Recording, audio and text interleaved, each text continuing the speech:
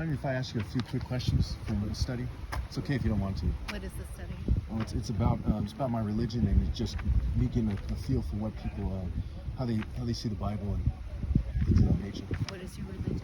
Well, I believe that there's one God, and that He created an order of humanity that is a moral order that people should follow, and that's preferred to the governments of the world.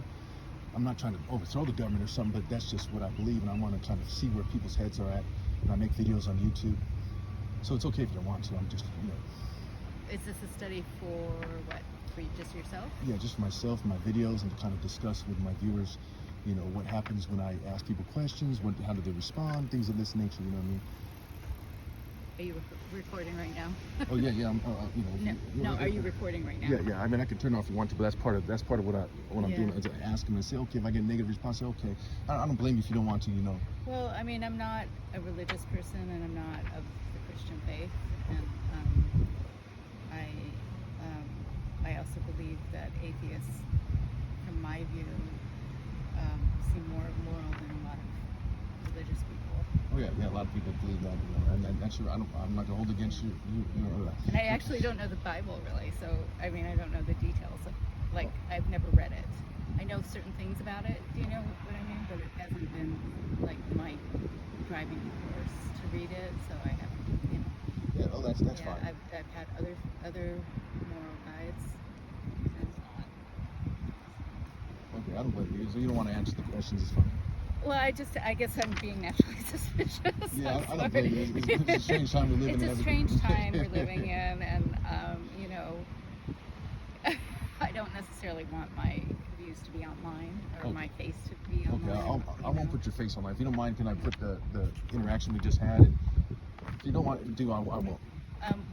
What is your online presence? Okay, well, where would I find I have that? several channels. One of them, I talk a lot about racism. So one of them is called Persecuted by Racists, right? That's one of my channels that I'm going to post this stuff to. So, again, it's nothing bad. I'm not going to say anything bad about you. I'm just going to say this is what happened, and this. Yeah. I don't feel comfortable asking people these questions. You know what I mean? I could tell. And that's part of why I'm doing this, to say, hey, people might ask, why don't you go out and try to talk to people? Because I don't really get a lot of results in social media. And so because people don't want to talk about these things. I know, it's hard to talk to people about certain things, isn't it? I know, especially like race between a white woman and a black man, but that's an important conversation to have. Oh yeah, but these particular questions aren't about that, but it's about religion. Yeah. Well, why don't you ask me one of your questions, and I'll let you know what if I want to answer it. What do you think that the Bible is saying when it says that the Lord is a warrior? Is what? The Lord is a warrior. In Exodus 15:3, it says the Lord is a warrior. What comes to mind? Well, it implies to me that that God is like omniscient, I guess is the word, and so like is such a great intelligence that is aware of what is going on down here. So my feeling is that if there is a God, it would have to be something so beyond our imaginations, because I feel like the way in Judeo-Christian religion that the way God is portrayed is very often as like a white man with beard, like overseeing the world, and it's just like I don't think this presence looks like us. I think that's sort of because there's a lack of imagination about what it is. What I think about existence all the time. I grew up. That's how I am. I have existential questions and ponder the existence of the universe, and without having religion. And I'm okay with that. I'm okay with the grand mystery, because it is a mystery, and we don't really know. Belief is not. It's an inner knowing, but it's not like a fact. You know what I mean? And so, I don't know why we exist. And there are things like, well, the Big Bang Theory, but something can't come out of nothing. So it just keeps going further and further. Like, well, what is that something? And what is that something? What is that something? and to me, I'm fine with not knowing. I'm glad I get to think about it and wonder about it and hear what other people think about it. But I feel like it's just a grand mystery, and it's like what people believe is what they believe, and they don't really have the right to enforce that or impose that on other people's way of thinking. And so that's sort of what I mean by the moral, the morality between atheists and very religious people. Like there's a lot of mine is the only way. There's so many different people. There's so many different ways, and you know, the point is to be a good, kind, caring person, and to hopefully leave the world in a better place. Going into it, which is getting harder and harder to do. Well, part of what I would say is, you know, part of it has to do with order. Like, you know, my religion I describe as universal pinpointing moral precision. People discussing and getting to the bottom of what is exactly right. Because, you know, the more we don't kind of do that, right, there's 9 million people that starve to death every year in the world. And it's a result of people not kind of scrambling past a global farming program plan, food program, what have you. So, but, you know, I definitely see where you come from. I don't force my religion on anyone, you know. No, I don't get that. I actually get, you know, I get pressed by the government and a lot of groups because of my beliefs. You know, I got some of my eyes, sorry. That's all right. So, you know, that's part of why I'm making these videos, okay? What do you hope to do? Well, I'm gonna kind of just make this video. It's part of my life story too. You know, I spent the last 50. My name is Shuko Mecca, but people call me Mecca for short. Yeah, my Christian name's John. That's my middle name. But, My name's Wendy. Well, nice to meet you. Thank you for answering the question. If you don't want to have to answer any more questions, they're kind of a little bit more awkward than that question, a little more specific. But if you want to. That was a basic one for somebody who's never read the Bible. Yeah. So, do you feel like I answered another one? Well, I just wanted to say something to what you were saying. Okay, go ahead. If that's all right. That I feel like, well, my belief system, my ideas are really anti-capitalist, and so I feel like, and there, you know, a lot of pros have a lot to say. A lot of social and economic systems are destructive, right? And so I feel like definitely capitalism is destructive because it only cares about money. You know, I mean that's the bottom line important thing about capitalism is to make money. And so, you know, if there were no regulations, the people in charge of you know, the businesses that people work in and the system that we live under, that we don't really have control over, you know, would get away with slavery, would get away with totally exploiting its workers until, you know, they're dead and then they get a bunch more, you know, I mean, they have done that, right? The capitalists have. The way that socialism has played out hasn't been great either, you know, so the question is about human beings, you know, like, and power. And so, are they, you know, irreconcilable, you know? It's possible. I mean, we've had leaders who, you know, have been integrists. I mean, you know, Martin Luther King and, you know, others that, like, totally integrous, wonderful, important leaders that have humanity in mind. But there's this feeling of how power are hungry for power more than helping people. Oh yeah.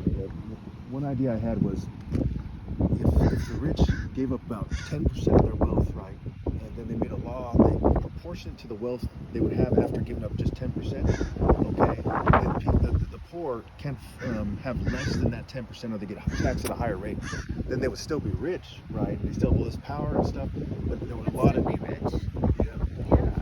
So why don't we like? People would be helped. Yeah, and there's all this child hunger. There's like 700,000 homeless people in America, 100,000 homeless children in the streets with their families. It's pretty outrageous. So to me, I'm like, when I try to get people together and to do something, why am I getting nowhere? Why am I coming across all these kind of stumbling blocks and all these barriers? Why is it like that? It's like here in Santa Cruz, it seems like a lot of people do care, but people aren't really getting together saying this is the exact plan we need. We need a war on poverty plan that solves the problem, that's peaceful, that's organized, that's respectable, that treats people with their dignity and their respect and is compassionate and so on and so forth. But I've been trying to do something like that for like 15 years. I've gotten nowhere. People have really, tried to stop me. Corporations, like it's gotten pretty bad. And so, that's part of why I came out here today. I'm actually from Morgan Hill. You know where that is? Is it that way? Yeah, that way? It's over San Jose. Yeah. So, I came out here just saying, hey, let's see what happens here, and I'm going to go to different cities and see what happens. I expect it's going to get me nowhere because, people are afraid to some degree of what will happen if they get together and say, hey, I don't like the Democratic plan or the Republican or the Libertarian, and this is my plan. Or let's change the movement, in the Democratic Party. That people are very worried about that. There's a lot of cancel culture stuff going on. There's a lot of stuff that has people, I feel like they're terrorized by the government and corporations. And, but to me, that's not good enough. I'm going to do my part to separate myself from the guilt of those 9 million people starving to death and all the crimes that are occurring. And, I'm going to do whatever I can, no matter what degree of persecution I face. That's really where I'm coming from, That's my honest to goodness where I'm coming from. I'm not trying to build a super church or something, right? Not trying to get any money. Okay, I believe that righteousness is greater than wealth, and that's my life goal. That's my religion. It's to be moral as possible. Yeah. When I look back at life, I can be very proud of the moral decisions that I made, and I can say that I did everything with all my heart to help the downtrodden, the marginalized, the poor, from all cultures and all groups in the world, and Yeah. It's hard. I mean, it's hard to get people organized. That's one of the hardest things. And then, look what happened with the civil rights movement, It's like it failed, right? Like they did a little something. Because people were murdered. The leaders were murdered, and so, because they were gaining a lot of momentum. Robert Kennedy was, starting to partner with King, and here goes Kim. And so when you kill leaders, it's like taking the center out, and things collapse, and people don't find another leader because people are unique. Oh yeah. But I think people are afraid, and we're very privileged in this country too. I had a partner who is still, I'm not with him anymore, but was Nicaraguan, and he was, a Sandinista. He had fought for his freedom.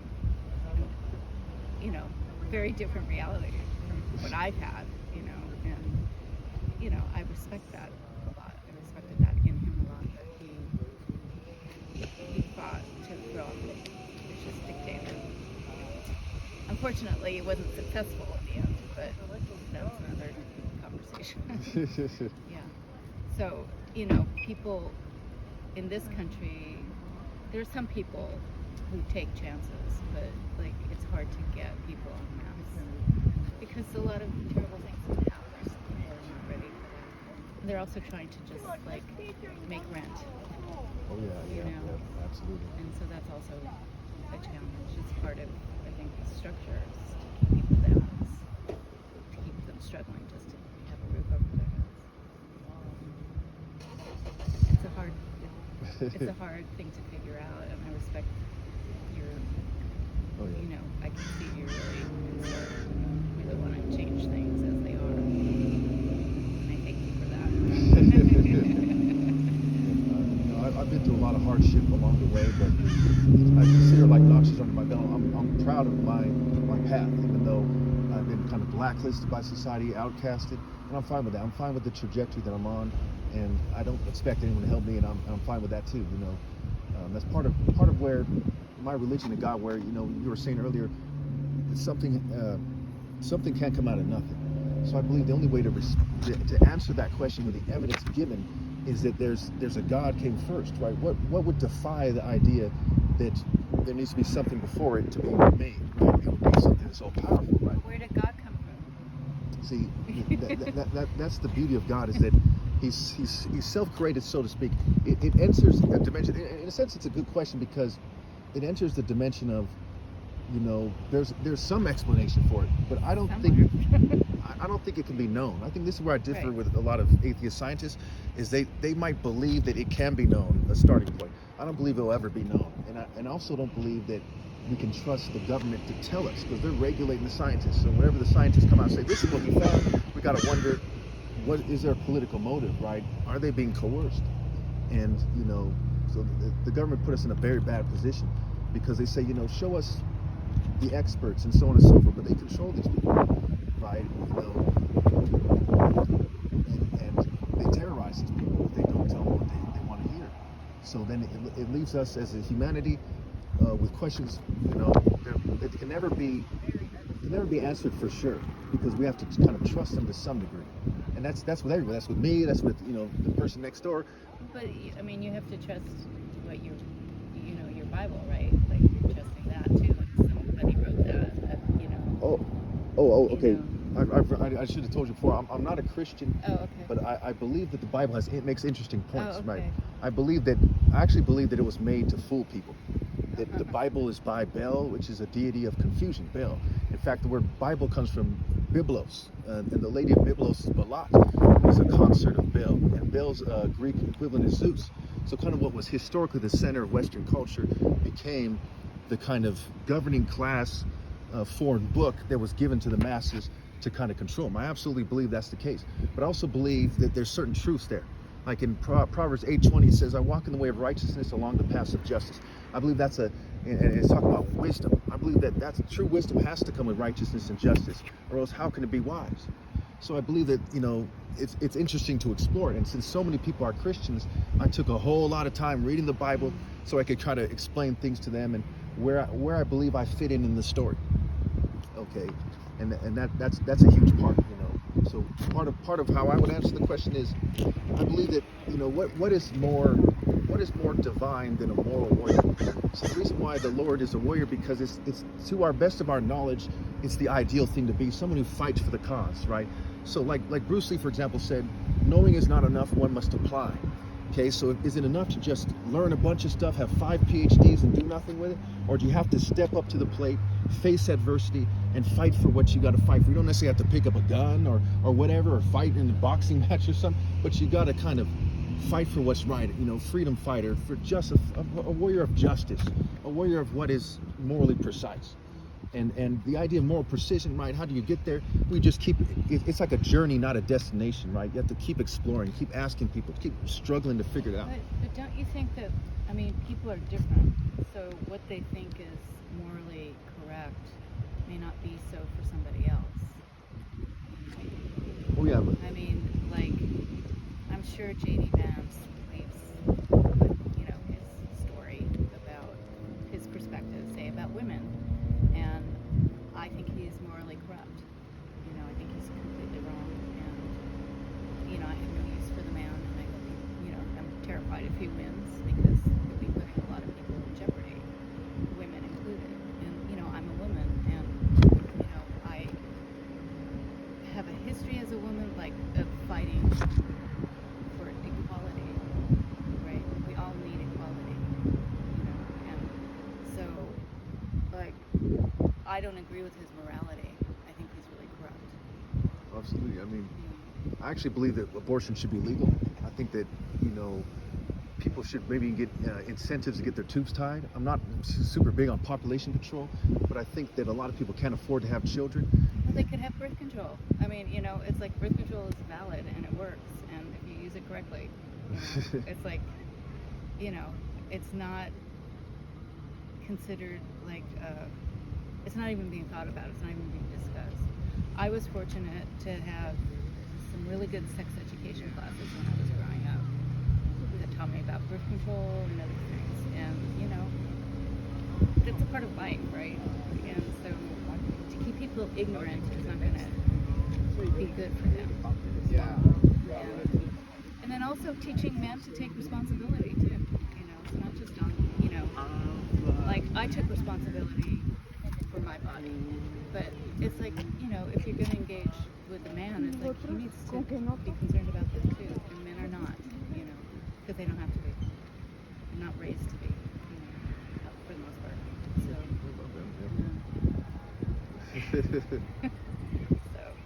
I mean, that's, you know, I'm just telling you women's perspective on these things.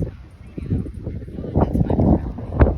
You know, it's like what happens to my body is my business. It's not a state decision. It's not even your husband or partner's decision. It's your own decision.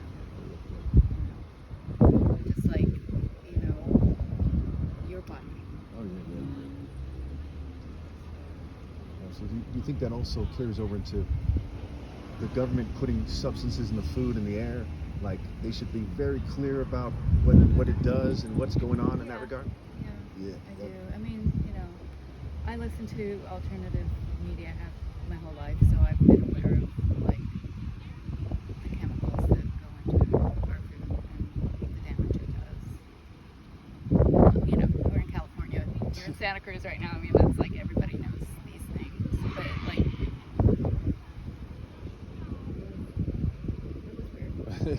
It was a bird.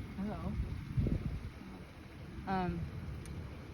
Anyway, you know, but in the middle of the country, you know, people eat crap. You know, it's cheap, and there's a lot of salt and fat that makes it taste good for people. You know, and it's just like all the rest of it, sugar, all of it. I don't know if that's what you were implying, but. Yeah, I mean, yeah, anything whatsoever that would fit in that category. You know, I'm not the expert on it. I'm not a chemist. I looked into it a little bit. I don't know that much about it, but I'm very concerned with it. And you know, I've noticed that people's health in general has kind of dropped in recent years, according to some people who claim to have valid studies. And I think that they're probably right about that, but I don't know. You know, but I am concerned with it. And, you know, See, that requires regulation, which, you know, the capitalists and corporations fight against, right? So, like, business, you know, it's like, it's awful, like what they do to the crops, what they do to animals, you know, but it makes it affordable, but it's, you know, full of toxins, you know, and the treatment of the animals is a nightmare, and you know, it requires, you know, people, there are like consumer advocates who have worked hard to try to get controls on that. It's an uphill battle. Sisyphus. I need to get moving on, but I hope Oh, it's nice to meet you. it's been helpful for you. Thank you for the talk.